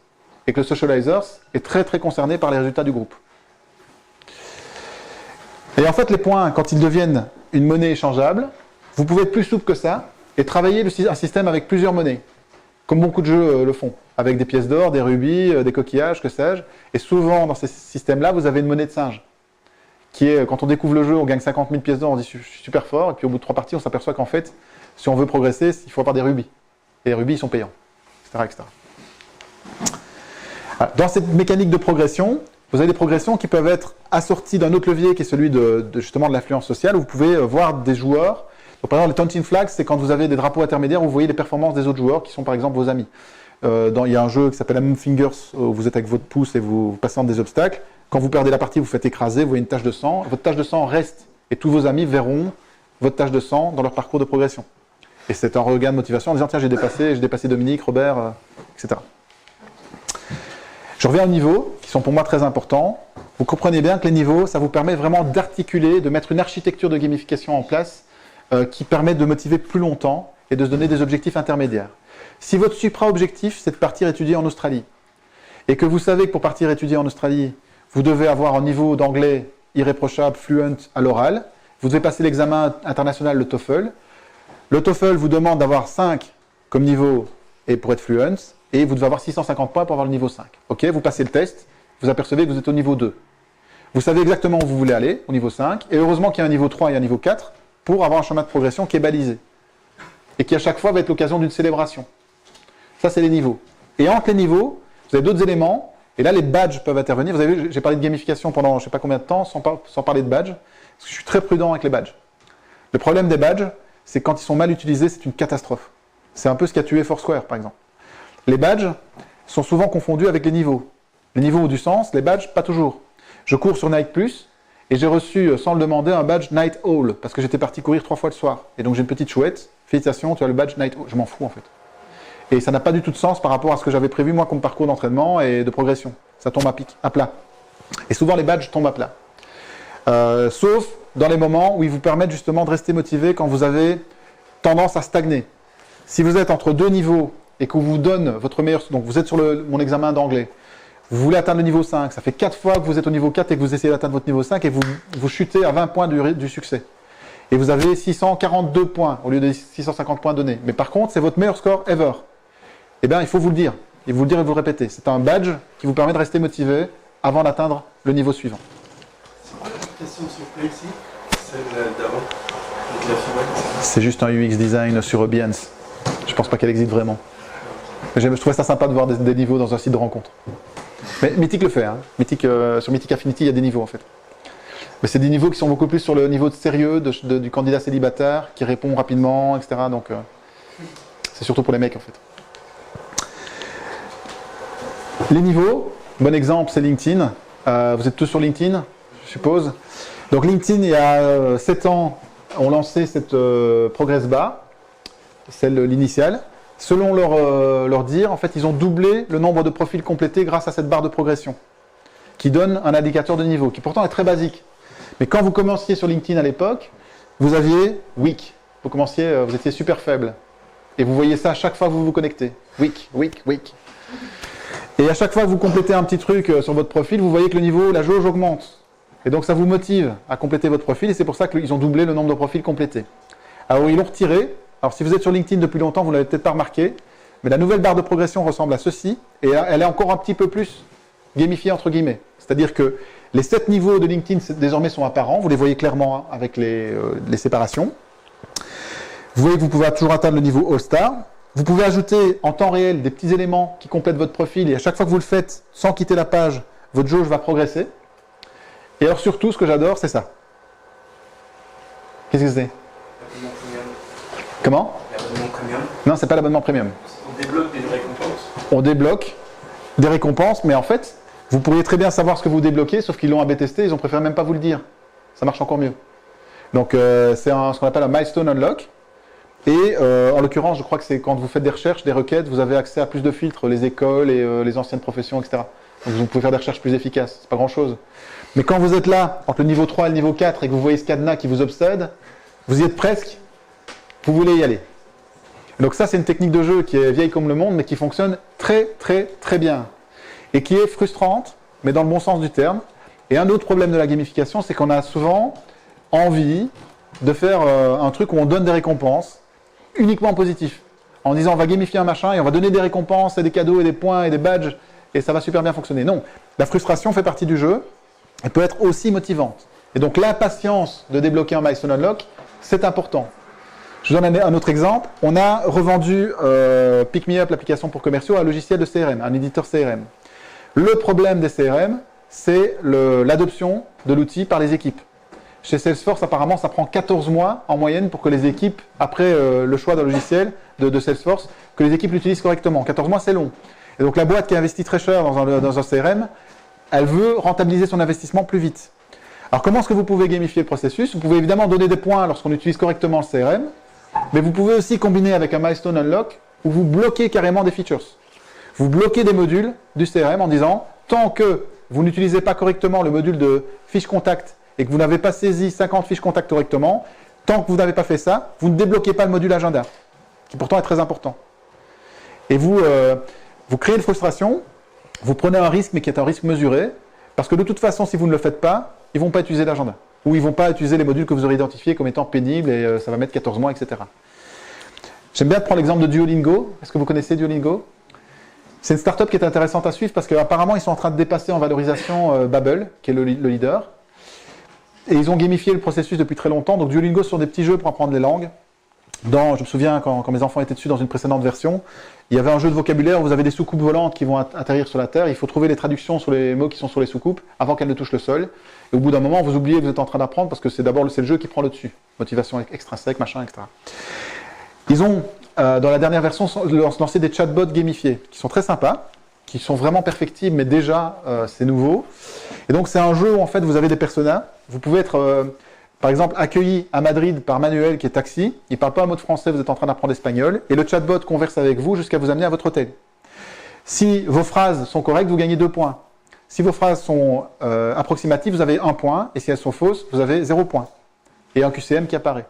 Et donc c'est une conversation gamifiée, avec un objectif de temps à atteindre, etc. C'est bien joué, mais c'est pas ça que je veux illustrer, c'est que c'est...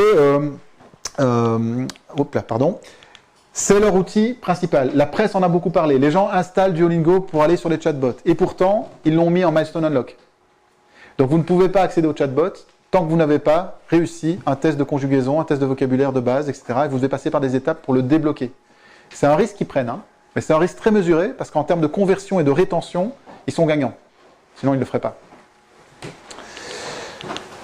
Troisième levier, très compliqué, parce que c'est peut-être le plus noble, c'est la stimulation de la créativité. Quand vous cherchez à stimuler la créativité, vous avez des jeux qui ne sont pas des jeux normés, qui ne sont pas des jeux avec des règles, qui ne sont pas des jeux avec des objectifs, par exemple des cubes de Lego. Ou par exemple Minecraft, dans sa version de base, est un jeu de créativité. Vous avez un univers, vous faites ce que vous voulez dans cet univers. Et donc ce sont des jeux qui sont très engageants. Et quand vous cherchez, notamment en management, à avoir un management basé sur ça, sur la stimulation de la créativité, bonne chance. Parce que vous devez vous réinventer en permanence, 1, et 2, vous devez avoir en face de vous des gens qui ont un profil partiellement explorateur. Minecraft, c'est un jeu très clivant. Moi, j'adore Minecraft, mais une partie de Minecraft, il n'y a personne pour vous aider, hein, normalement. Donc vous êtes là et vous devez être très engagé pour réussir une partie de Minecraft. Quand vous jouez à un autre jeu, l'environnement prend le dessus, et en fait, vous êtes sur un rail, en général. Même si vous avez un sentiment de liberté dans le jeu. Moi qui joue à Civilisation, vous avez le sentiment que vous mettez votre stratégie en place. En fait, quand vous y jouez souvent, vous voyez que vous devez craquer l'algorithme du jeu. Et vous mettre dedans pour réussir la partie. Sur Minecraft, ce n'est pas le cas.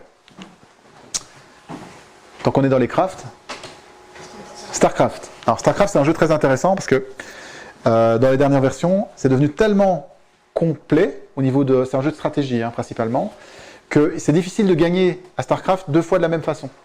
Le jeu s'adapte, l'environnement s'adapte, et votre stratégie doit être de plus en plus pointue. Et donc c'est un jeu qui est très étudié, parce qu'il booste une partie de votre cerveau qui s'appelle la zone de flexibilité mentale, qui est la zone que vous développez quand vous avez un environnement qui est très changeant, et que vous devez adapter votre stratégie en permanence. Et comme par hasard dans cette étude, on voit que les start-upers sont dans le cas. C'est-à-dire que vous développez, en tant que start-upper qui doit changer en permanence de contexte et de rythme ou de réflexe, la même partie du cerveau que ceux qui jouent intensément à StarCraft. Et moi, mon pari, c'est qu'on va arrêter de cliver les jeux vidéo et qu'on va comprendre que certains jeux vidéo peuvent apprendre vraiment des choses, notamment en management. L'exemple que je donnais avec Warcraft tout à l'heure, évidemment, j'aurais pas envie d'engager comme manager quelqu'un qui est tombé dans le jeu et qui est devenu no life au point de jouer. Mais dans une moindre mesure, Warcraft apprend vraiment des techniques de management, forme vraiment des joueurs à devenir de bons managers parce qu'ils doivent être réguliers, ils doivent donner des objectifs, entraîner des troupes. Quand vous faites une rafle pour envahir l'univers voisin et que vous avez décidé que c'était vendredi à 20h et que vous devez avoir 500 joueurs qui soient présents, vous faites appel à des compétences de manager pour motiver tout le monde. Et donc je pense que progressivement, on va s'en rendre compte et un peu mélanger tout ça. Le 4e levier, celui de la possession. Quelle heure est-il ? Hop. Ok. Celui de la possession, c'est celui où, quand vous jouez à un jeu ou quand vous êtes dans une interface, vous allez collecter des éléments qui sont des objets virtuels, des cadeaux, des artefacts, etc. Et parce que vous les collectez, vous allez leur donner une valeur. Le jeu va évidemment vous aider à donner une valeur à ces éléments. Et puisqu'ils sont à vous, vous y tenez. Quel est ce jeu?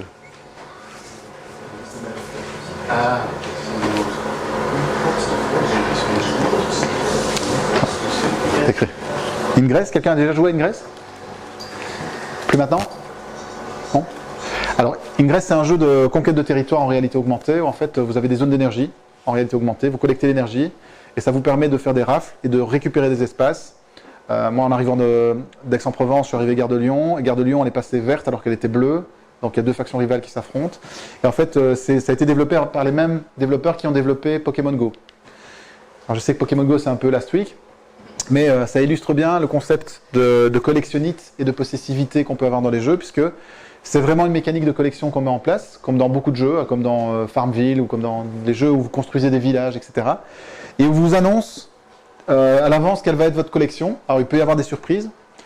Et on vous donne très rapidement, ce qui fonctionne bien dans une logique de collectionnite, un élément rare. À nouveau, la chance du débutant.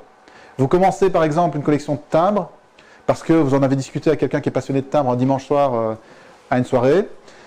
Votre motivation pourrait très bien retomber au bout de 3 jours, sauf que votre vieille tante au Canada a appris que vous avez commencé une collection de timbres, et elle a justement un vieux timbre canadien unique qu'elle vous envoie. Et là, hop, votre motivation reprend et votre collection prend du sens. C'est exactement ce qu'ils font avec Pokémon Go. Hein. Vous avez un Pokémon rare qui arrive très rapidement dans votre escarcelle et qui vous motive. Mais ce qui est intéressant dans les jeux de collection, à nouveau je fais le parallèle avec les CRM, qui vous obligent à faire des tâches répétitives. Les CRM sont souvent très très très ennuyeux. C'est que ce sont les jeux qui permettent le plus le grunt work. Donc ce sont des jeux où, puisqu'on a décidé que les éléments que j'allais pouvoir collecter et acquérir ont de la valeur, j'accepte de travailler pour le jeu. Ma fille joue au village des Schtroumpfs, et je lui dis, mais Alice, mais tu travailles pour les Schtroumpfs. Elle plante des carottes, et 3 heures après, elle va récolter ses carottes. Elle me dit, oui, je travaille pour les Schtroumpfs. Et grâce à l'argent récolté, elle va pouvoir payer une nouvelle maison au Grand Schtroumpf, etc. C'est dans ces jeux-là qu'on voit ce phénomène le plus souvent. Et donc c'est dans ces jeux-là que les points sont échangeables et se transforment en monnaie ou en plusieurs monnaies. Vous avez vu sur les Schtroumpfs, il y a les pièces d'or qui sont la monnaie de singe et les baies qui sont très difficiles à avoir. 5e levier, celui-là est important et puis j'irai plus rapidement sur les derniers, celui de l'influence sociale. Et dans vos apps, si elles sont sociales, si vous avez un moment un single sign-on avec des réseaux sociaux et des comparaisons entre joueurs ou des collaborations, c'est vraiment un levier hyper puissant. Et derrière ce levier se cachent plusieurs éléments. La conformité, j'en ai déjà parlé un petit peu tout à l'heure avec l'exemple de la barre, etc. La popularité, qui est le levier principal. La relation, souvent culturelle, qu'on peut avoir. En fait, quand on partage un élément commun avec quelqu'un, on a forcément un lien avec lui et on pense qu'il est proche de nous. Si vous êtes supporter d'un club de foot et que vous croisez quelqu'un qui est supporter du même club de foot que vous, il est comme vous alors. C'est ce que je disais tout à l'heure avec les biais cognitifs. Et enfin, dans l'influence sociale, il y a vraiment des facteurs d'affectivité, d'amour, d'amitié qui peuvent se développer, notamment dans les jeux. Oui, ça c'est un peu has-been, il est retombé, donc il faut que j'enlève le slide. Ça a bien fonctionné en 2016. Donc c'est un site de rencontre, mais où vous devez montrer votre animal de compagnie d'abord, et puis vous venez après si vous êtes intéressant pour le... Enfin bon bref, c'est un truc sans le dalmatien. C'est Indog. Dans le levier d'influence sociale, il y a plusieurs mécaniques qui sont positives ou négatives qui peuvent se mettre en place. Je vais en prendre une positive, c'est le mentoring. Le mentoring, c'est vous avez une connexion sociale, vous êtes nouveau collaborateur dans une entreprise, vous avez votre procédure d'onboarding et en plus, vous êtes accueilli par Barbara qui est dans la boîte depuis 5 ans et qui va être votre coach, votre mentor pendant votre période d'onboarding. Vous avez une double pression de réussir votre onboarding, mais une pression sociale par rapport à votre mentor que vous ne voulez pas décevoir. Voilà, très courant. Vous avez un site Café Presse qui vous propose de faire une boutique e-commerce très facilement, en mettant votre logo avec des mugs, des t-shirts, etc. Il vous propose soit d'être briefé par le call center, donc par des employés de Café Presse, soit d'être briefé par un client régulier. Voilà. Et bien quand vous prenez le client régulier, vous savez que vous n'avez pas affaire à un employé de Café Presse. Donc vous vous mettez une pression sociale pour ne pas le décevoir et réussir. Alors ensuite, l'influence sociale, c'est aussi la popularité. Et ça, c'est très facile évidemment à voir. Donc les réseaux sociaux sont aussi des jeux sociaux, avec des scores. Les likes sur Facebook sont en score. Les niveaux sur Facebook existent aussi. Quand vous avez 5000 amis, vous avez accès à un statut de célébrité sur Facebook qui vous donne droit à des fonctionnalités spéciales que vous débloquez. Et donc c'est ce qu'on appelle le Rockstar Effect. Alors c'est marrant, la première fois que j'ai entendu parler du Rockstar Effect, c'était en 2012. je venais de rejoindre le groupe IAC, qui est le groupe qui détient Tinder, Mythic, Match. Tinder était au début de son décollage. Et ils parlaient déjà du Rockstar Effect. C'est-à-dire que le Rockstar Effect chez Tinder à ce moment-là, c'était à partir de quel moment ils séparaient les hommes et les femmes, et j'avais les chiffres pour les hommes, à partir de quel moment les hommes se désinscrivent-ils de Tinder, je parle du début, hein, ça a bien changé, mais se désinscrivent-ils de Tinder, donc le Rockstar Effect à l'envers. Il était de 7 pour 1000. C'est-à-dire que pour 1000 swipes où vous aviez des candidats célibataires que vous swipez en disant tu m'intéresses, tu m'intéresses, tu m'intéresses, il suffisait qu'il y en ait 7 en retour qui disent tu m'intéresses aussi pour que le taux de désinscription se stabilise. Et à 16 ou 17, le problème était réglé. Donc, truc de fou. Le Rockstar Effect, c'est quand vous changez le comportement de quelqu'un parce qu'il se sent populaire ou dans mon exemple ici, pas assez impopulaire. Sur Twitter, le Rockstar Effect est à peu près de 2/3 sur 300 followers. Quand vous avez, puisque c'est un réseau asynchrone, quand vous suivez 200 personnes et qu'en retour vous avez 300 personnes qui vous suivent, on constate sur Twitter un changement de comportement. Et les internautes commencent à publier plus de contenu parce qu'ils se sentent populaires et ils sentent que ça a du sens. Alors que 300 followers, c'est quand même pas terrible. Mais vous voyez, je veux revenir. Donc le Rockstar Effect, c'est surpuissant. Est-ce que vous connaissez les flammes sur Snapchat? On n'entend pas. Oui, ça non. Qui connaît les flammes sur Snapchat? Toi carrément, directement, ou parce que tu as des gens autour de toi qui les utilisent? Toi, J'en ai déjà eu sur Snapchat, ouais. Mais tu les utilises? Enfin, c'est important pour toi? Non. T'en fous? Les flammes de Snapchat, c'est une tuerie. Ça joue sur le sentiment d'amitié des adolescents, principalement. Alors, ça marche chez tout le monde, mais c'est surtout chez les adolescents et les adolescentes.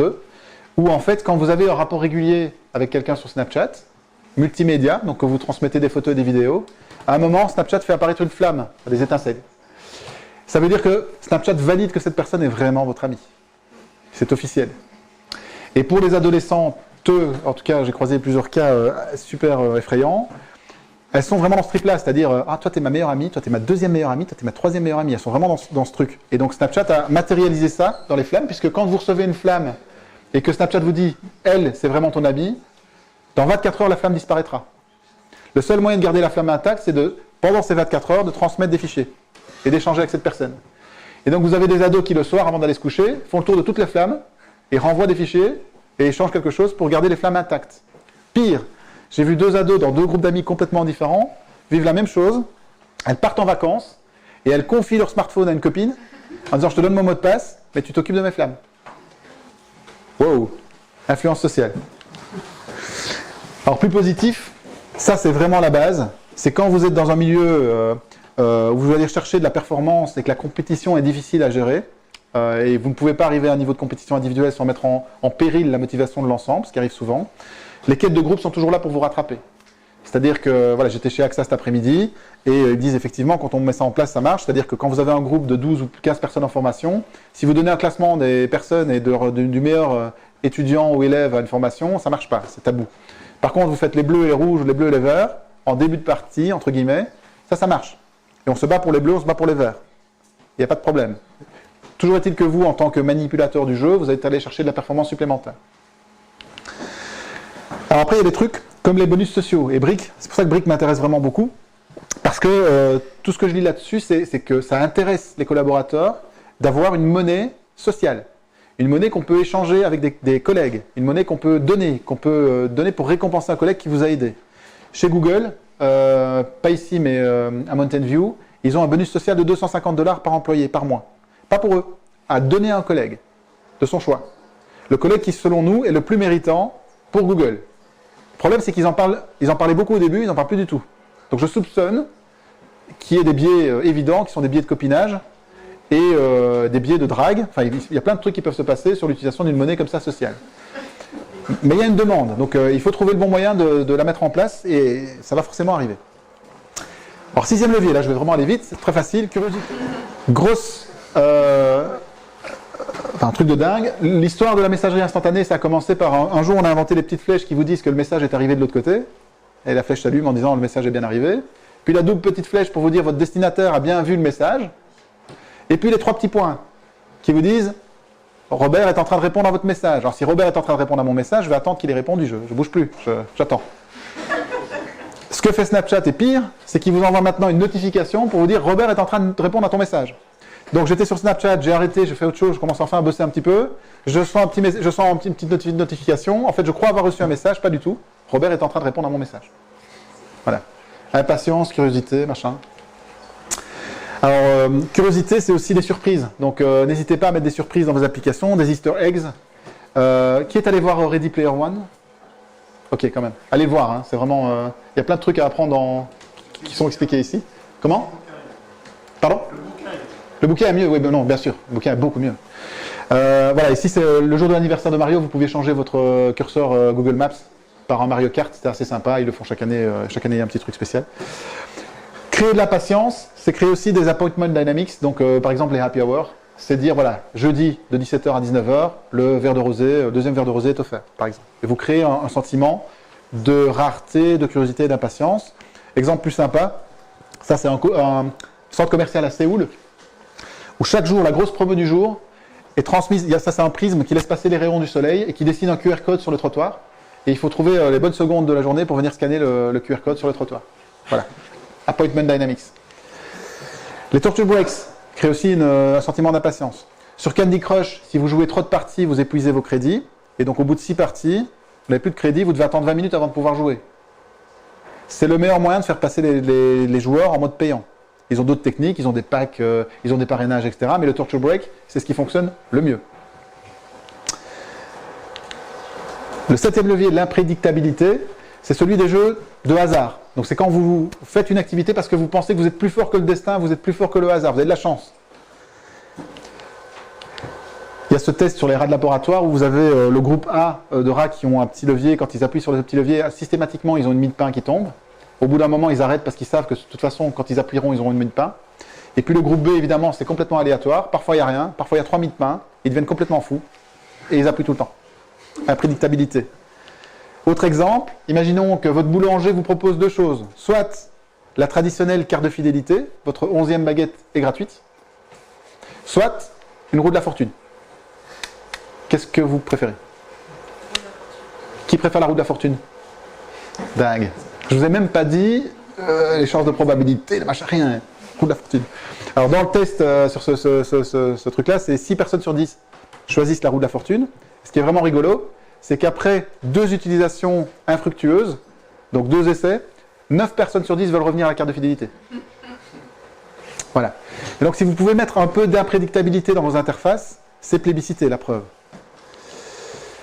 Qu'a inventé ce monsieur? Back to the Future, 84. Tetris, exact. Alors Tetris, Candy Crush est un petit-fils ou une petite-fille de Tetris, c'est la même catégorie de jeux, ce sont les jeux à résolution rapide de problèmes, qui font fonctionner une autre partie du cerveau.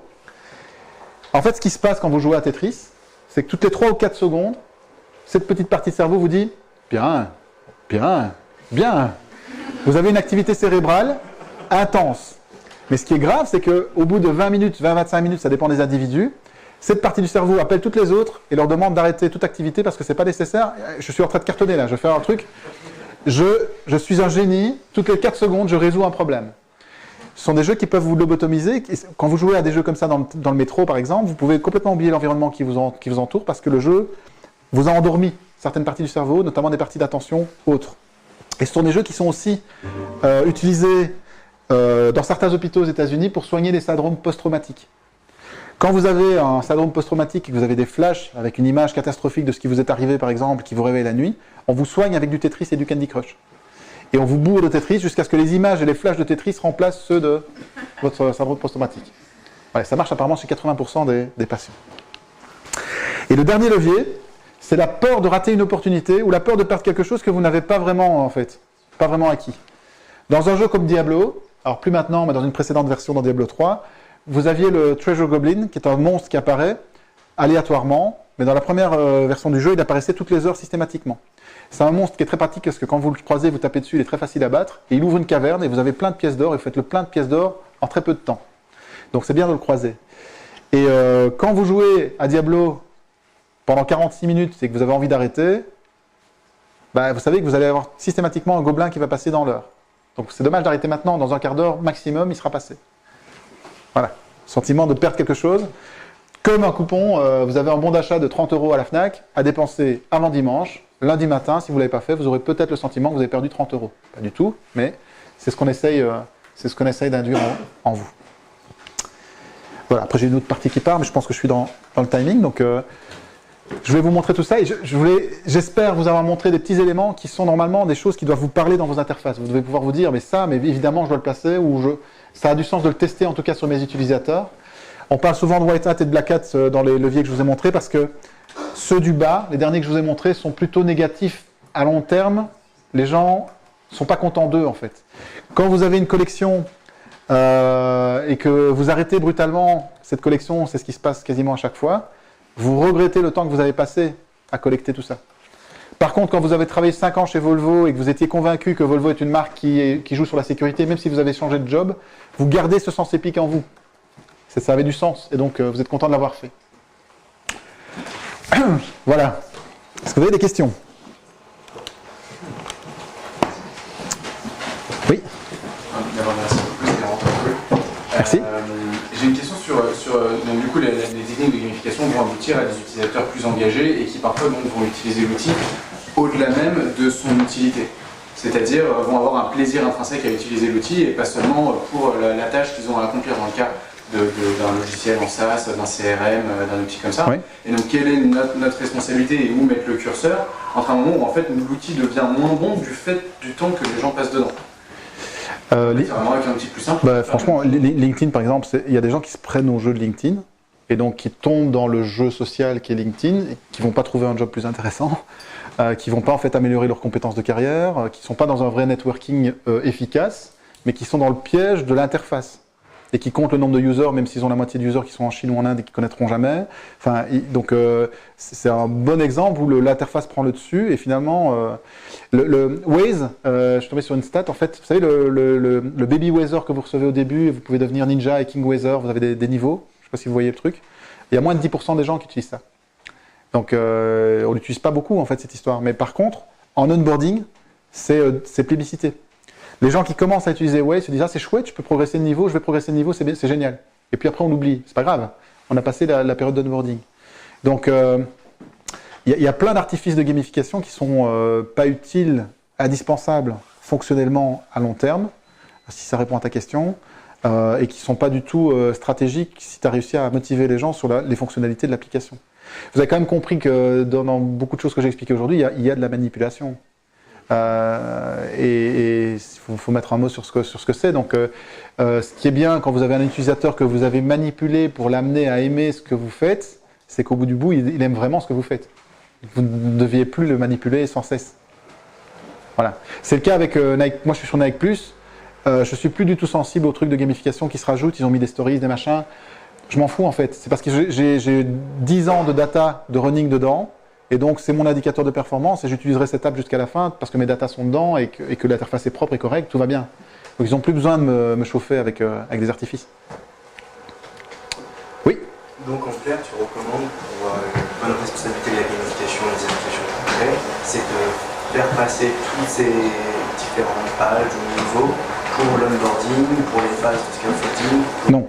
Oui, non. Pour la laisse, c'est ça? Non, si j'ai donné cette impression-là, c'est parce que tu parles de niveau. J'aime bien que les niveaux aient du sens et qu'il y ait toujours des niveaux supplémentaires à atteindre et que ça ait toujours du sens. LinkedIn ont un problème. C'est-à-dire qu'ils ont un problème de masse. Ils ont une masse critique de millions, de milliards d'utilisateurs. Ils vont atteindre le milliard prochainement.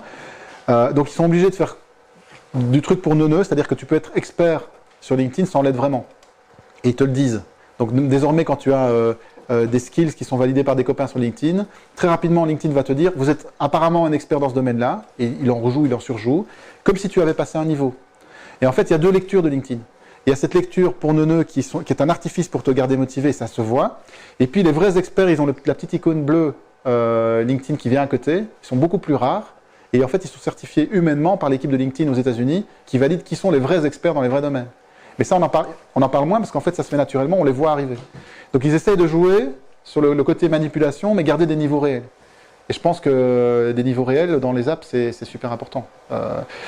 Facebook et Google ont commencé quasiment en même temps à vous donner des niveaux quand vous êtes en évaluation de restaurant, de café, je ne sais pas si vous avez remarqué. C'est nul, parce qu'ils n'ont pas expliqué au départ. Enfin, pour l'instant, ils ont mis la charrue avant les bœufs. Donc vous recevez, moi encore hier, je suis passé au niveau 12 sur Facebook parce que j'ai recommandé un restaurant. Je ne sais pas ce que ça veut dire le niveau 12. Je ne savais même pas que j'avais commencé en fait. Je suis déjà au niveau 12. Voilà, donc c'est bien que les niveaux aient du sens. Ils auraient pu le faire, hein. Il faut que ça aide à l'utilisateur à onboarder sur l'application. Oui. Mais ce que je voulais dire dans les phases du parcours du joueur, c'est que le onboarding, c'est la phase la plus importante. Donc si vous devez mettre un paquet et réfléchir à un effort à fournir, c'est sur l'onboarding. Parce qu'après, si votre application répond à un besoin et qu'elle est fonctionnellement intéressante, vous avez capté l'utilisateur. Oui.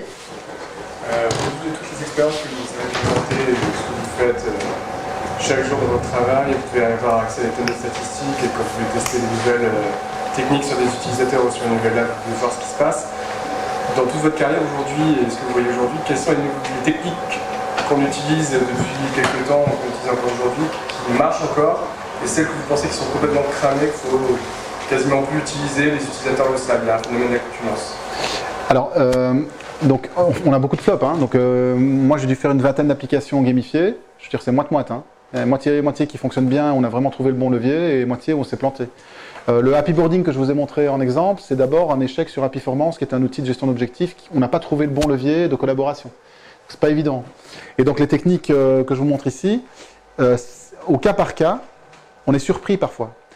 Pick Me Up, qui est mon outil d'animation commerciale, parfois on me dit c'est super cliché ce que tu fais, parce qu'on est vraiment à fond dans la logique de classement et de compétition. Mais ça marche très très bien. Et donc les commerciaux, en fait, respiraient en disant mais enfin, on appelle un chat et on nous demande d'atteindre des objectifs et maintenant je peux le voir de manière transparente. Et donc, c'est très difficile de dire s'il y a encore des techniques, si des techniques sont à la mode ou pas à la mode, ou sont encore efficaces ou pas efficaces, parce qu'en fait, il suffit de regarder les jeux. Toutes les techniques que j'ai montrées aujourd'hui sont dans les jeux contemporains. Les jeux qui sortent à Fortnite utilisent beaucoup de techniques que j'ai montrées.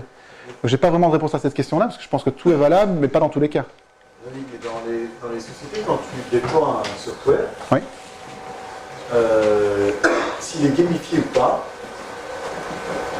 pour le vendre de manière gamifiée, ça dépend vachement de la culture d'entreprise. Oui. Pick Me Up, il y a des sales guys qui vont dire no way, je vais. Ah, mais je suis. Bien sûr. Hunters, qui pourtant pour moi est une évidence.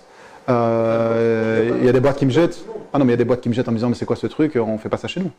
On ne veut pas qu'il y ait une fight pour aller chercher les meilleurs. Enfin, on ne veut pas que le recrutement se fasse comme ça. Un truc en place, c'est simple, c'est de l'argent, on va pas le pousser plus loin. On a aussi des clients sur Hunters qui ne veulent pas donner de prime en argent.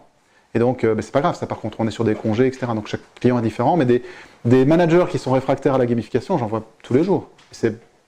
Et ceux qui disent qu'ils sont dans une stratégie de gamification, parfois mentent. Sur Happyformance, une des raisons de l'échec qu'on avait, c'est que c'était un mode collaboratif sur la gestion d'objectifs. Et en permanence, c'est inspiré de la méthode OKR, que vous connaissez peut-être, qui est très utilisée dans la Silicon Valley, qui a été inventée par Intel, mais qui est utilisée aussi par Google. Google utilise cette méthode de gestion d'objectifs depuis qu'ils sont tout petits. Quand ils étaient une petite start-up, ils l'utilisent toujours aujourd'hui. C'est une méthode où vous avez en permanence 5 objectifs, de 4 à 7 objectifs qui se renouvellent. Et nous, on s'est basé là-dessus. Ça veut dire que pour pouvoir mettre cette méthode en place pour des joueurs, utilisateurs, employés, etc., il faut que les managers aient une culture de remplacement des objectifs. Exactement le contraire de l'entretien annuel de performance où on se voit en novembre, je te donne 5 objectifs, on se reverra l'année prochaine, et on regarde beaucoup plus de rythme. Et donc je croise des boîtes et une grande banque ici à Paris, pour ne pas la citer, enfin je ne la citerai pas, qui me briefent en me disant on est super agile, on est en démarche agile. Ok. Et cette façon de bouger les objectifs, c'est vraiment ce qu'on fait déjà. En fait, quand je découvre des équipes, pas du tout. Ils sont à la préhistoire. Tout est super hiérarchisé. Les managers ne font pas leur job de saisir et de remplacer les objectifs, donc c'était voué à l'échec total. Et un autre problème de la gamification, en entreprise, c'est beaucoup plus dur que dans les interfaces. En entreprise, le piège, c'est la motivation extrinsèque. Je suis très souvent face à un problème de... Il y a autre chose à régler avant de faire jouer les gens. Il y a un problème de motivation. Il ne faut pas venir me chercher à ce moment-là. Dans les interfaces, c'est un peu différent. Donc, la plupart des joujoux, si je prends Slack est gamifié. Très subtilement. Hein. Maintenant, Slack, tout le monde est dessus, mais il y a 3 ans, quand j'ai commencé sur Slack et c'était un peu nouveau, le fait de pouvoir configurer son petit bot très facilement pour que le bot réponde des choses, c'était déjà permettre de jouer. Et Slack donnait des idées pour rendre le bot rigolo. Voilà, c'est des petits trucs comme ça.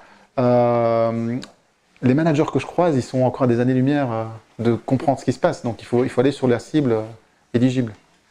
J'ai une question, mais qui traite uniquement du versant software de ce que tu expliquais. Il y a pas mal des astuces que tu montrais qui étaient très orientées pour tirer plus de temps passé dans l'application, plus d'investissement personnel dedans, etc.